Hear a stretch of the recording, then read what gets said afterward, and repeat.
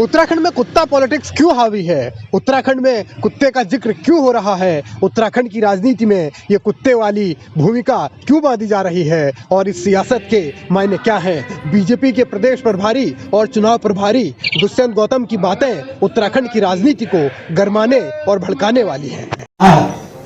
उदाहरण थोड़ा अजीब सा लगेगा, लेकिन भाव अगर समझेंगे तो उसने उनको समझाया कि ये गठबंधन जो है, जैसे मोहल्ले के अंदर सारे के सारे जो डॉग्स होते हैं आपस में भौंकते रहते हैं, शोर मचाते रहते हैं, लड़ते रहते हैं, लेकिन जब उनको पकड़ने वाली गाड़ी आती है तो सब मिलकर उस गाड़ी वाले पे भेजने का काम।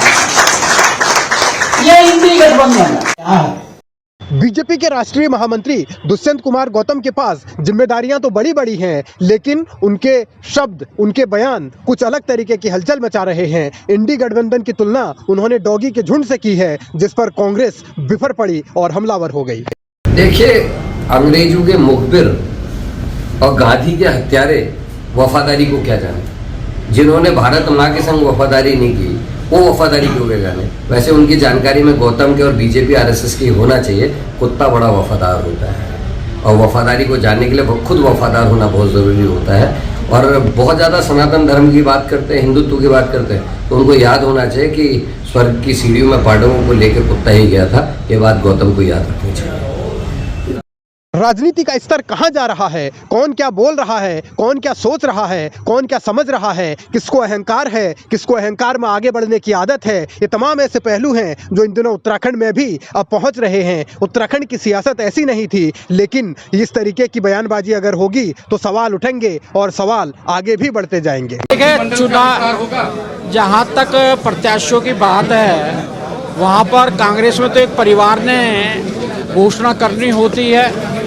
जो वहाँ का एटीएम का काम करता है वो बन जाएगा, लेकिन यहाँ लोकतंत्र है। यहाँ पर प्रदेश वालों से भी पूछा जाएगा। सब सर्वे करने के बाद में पार्लियामेंट्री बोर्ड है, वो बोर्ड निर्धारित करेगा जब उम्मीदवार घोषित होगा। सत्ता पर काबिज बीजेपी के बड़बोले नेताओं को अपने दल में ही खूबियां नजर आती हैं। वहीं उन्हें लोकतंत्र भी दिखता है, वहीं उन्हें लोकतंत्र की तमाम परिभाषाएं भी दिखती हैं और विरोधियों के खेमे में उन्हें सिर्फ खामी नजर आती है। लेकिन लोकतंत्र की एक मर्यादा है, लोकतंत्र में बोलने का एक लहजा है। आखिर वो लहजा कब आएगा, वो कब सीखा जाएगा, ये सवाल अभी बना हुआ है। छोटे दलों के गठबंधन के साथ ही सत्ता में आए थे, आज उनको वो छोटे नजर आ रहे हैं और यही छोटे जो है भाजपा के लिए खोटे सिद्ध होंगे और 2024 में उनको सत्ता से पदच्युत करने का काम करेंगे। सीजन चुनावी है और नेताओं के बयान कुछ इस तरीके के आ रहे हैं जो संभवतः मर्यादा के तार तार कर रहे हैं। लेकिन उत्तराखंड में अगर ये कुत्ता पॉलिटिक्स वाले नेता घुसे तो फिर उत्तराखंड की राजनीति का हाल क्या होगा? उत्तराखंड किस दिशा में जाएगा? इस देवभूमि में मर्यादाएं कहाँ रहेंगी? ये सोचने का सवाल है।